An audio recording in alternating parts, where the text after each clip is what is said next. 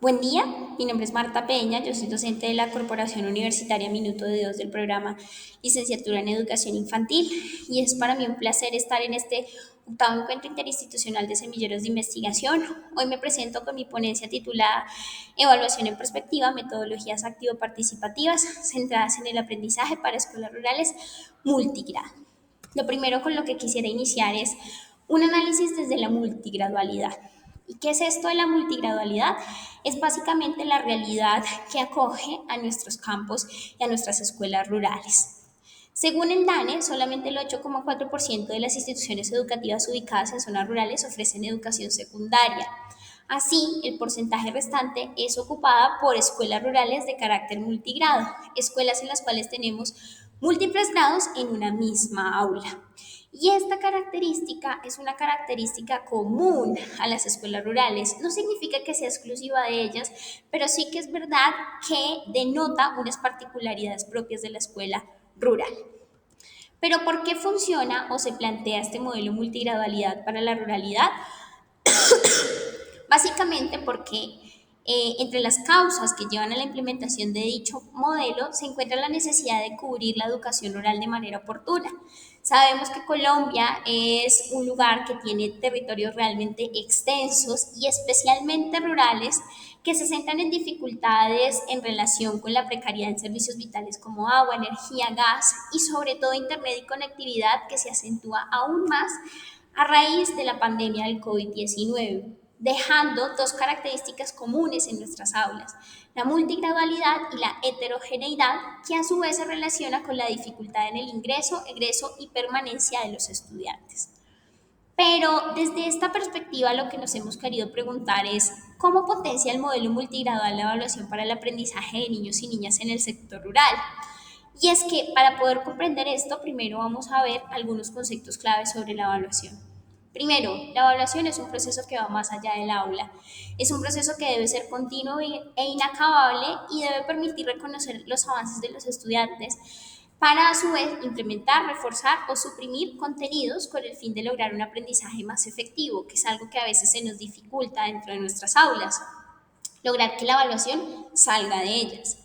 A menudo la evaluación está asociada con conceptos como control o medición y no como un todo integrado a los procesos. Por eso es que cuando escuchamos hablar de evaluación, nuestros estudiantes se sienten un poco fuera de su zona de confort e incluso muchas veces los docentes. Por lo tanto, a lo que vamos es a que la evaluación debe redireccionarse y recuperar esa vitalidad. Por lo tanto, lo que se propone aquí es que la evaluación, para que sea efectiva, debe ser tanto sumativa como formativa, debe cumplir con un paradigma en donde se junten ambos enfoques. Por una parte, el concepto de evaluación sumativa se centra en comprobar formalmente, mediante una prueba o examen, si un estudiante ha comprendido o no un tema o unidad. Y este es el concepto que tienen más asociados nuestros estudiantes a evaluación, mientras que la evaluación formativa se centra en la valoración de los procesos que se han desarrollado de manera individual y grupal, lo que le permite al docente adaptar sus expectativas y acciones de acuerdo con los temas propuestos. Por lo tanto, lo que debemos buscar es que, siguiendo la metáfora de el cocinero y la sopa, nuestra evaluación sea sumativa, buscando un resultado de una excelente sopa que deje satisfechos a nuestros comensales, pero también formativa, porque debemos estar probando que en realidad ese plato que estamos haciendo funcione y si hay que cambiar algo, pues lo podamos cambiar dentro del proceso. Para lograr una buena planeación desde la contemplación de lo que es la evaluación como un todo integrado a la planeación, tenemos que debe haber concordancia entre los objetivos planteados y la complejidad del proceso a evaluar. Debe partirse de una evaluación holística, es decir, que no deje por fuera ninguna de las aristas o dimensiones que comprenden al ser humano, dando cumplimiento a una evaluación desde lo cognitivo, lo psicomotor y lo socioafectivo, según su funcionalidad o temporalidad. Debe ser inicial o diagnóstica, procesual o formativa y final o sumativa, que ojo aquí no se está diciendo que no deba haber una evaluación sumativa, sino que debe estar integrada a un todo desde la planificación y según los agentes que intervienen en ella debe haber autoevaluación, coevaluación y heteroevaluación. Desde esta planificación de la evaluación, entonces, lo que queremos lograr observar es cómo el modelo multigradual se presenta como una oportunidad para la innovación evaluativa. Desde una planificación multigradual, el trabajo con diversos niveles educativos de forma simultánea invita al docente a elaborar actividades, tareas y evaluaciones con diferentes niveles de dificultad de acuerdo con los grados y edades. Y esto necesariamente obliga a que el docente reconozca características individuales de los estudiantes y le invite a pensar cómo se pueden potencializar sus habilidades mediante trabajos grupales que fortalezcan ese rol específico que se ha asumido, ¿verdad? Desde allí que el docente deba pensar la planeación de una clase y una evaluación que integre toda esa flexibilidad y continuidad en los procesos de formación y reconocimiento, no de manera aislada, sino que desde la planificación misma del trabajo como tal docente y de esas habilidades o conocimientos que yo quiero que mi estudiante obtenga. Desde una evaluación holística, por supuesto que aquí hay un factor fundamental y es el contexto.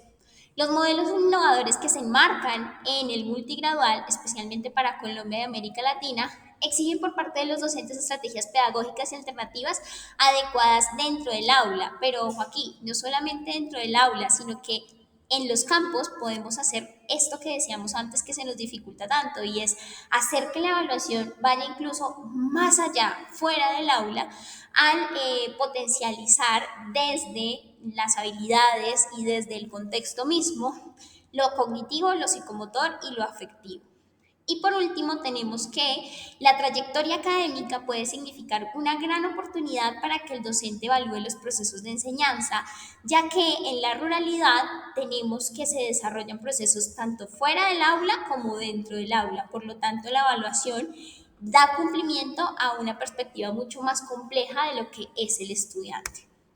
Según los agentes que intervienen en la evaluación, tenemos que la heterogeneidad del grupo posibilita una interacción más enriquecedora y nutritiva, lo cual se manifiesta en mecanismos como la coevaluación y la autoevaluación.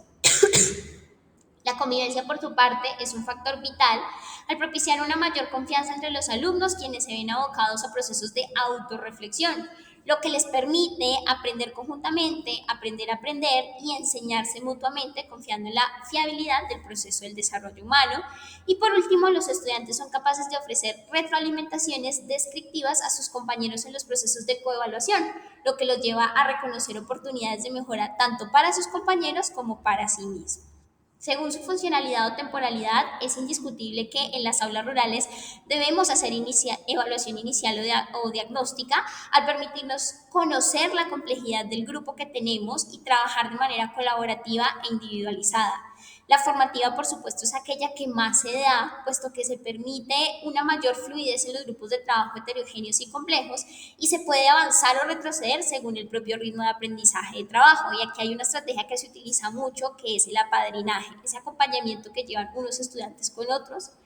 También tenemos la evaluación final y es que los estudiantes de las áreas rurales que se benefician de los modelos pedagógicos innovadores tienen mejores resultados en las pruebas de calidad que aquellos que reciben una educación tradicional.